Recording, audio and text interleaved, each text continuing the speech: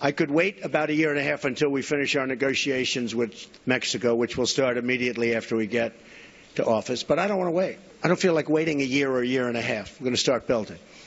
Mexico, in some form, and there are many different forms, will reimburse us, and they will reimburse us for the cost of the wall. By the way, Mexico has been so nice, so nice. I respect the government of Mexico.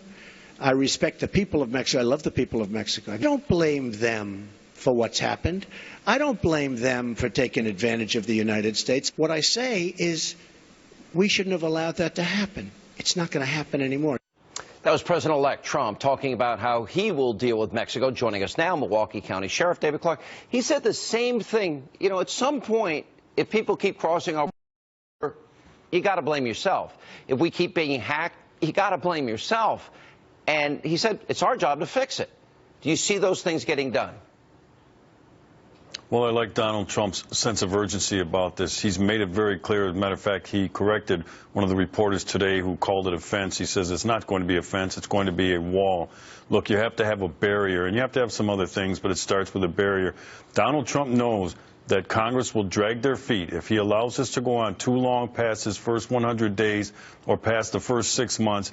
Congress will put this on the back burner, so I'm glad he's keeping this front and center. It's been the hallmark of his campaign. And I asked him numerous times during these town halls, I said, you don't expect Mexico to give you a check? And he goes, of course not. This is how it's going to happen.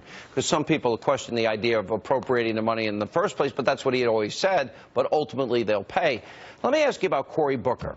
So he says about Jeff Sessions, I feel so honored to work with him celebrating civil rights activists, which I thought was a good thing they both did together.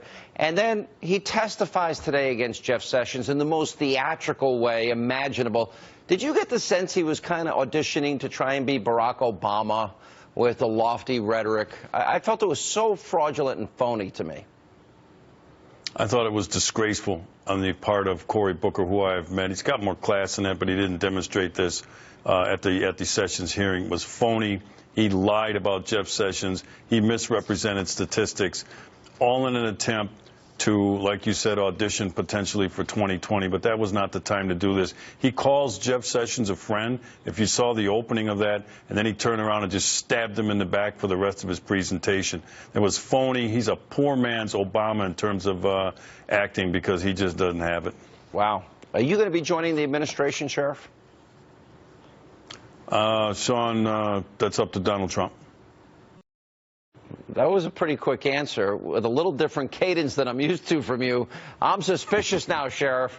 All right, good to see you, my friend. Thank you for being with us, and Happy New Year. And coming up, we have a very important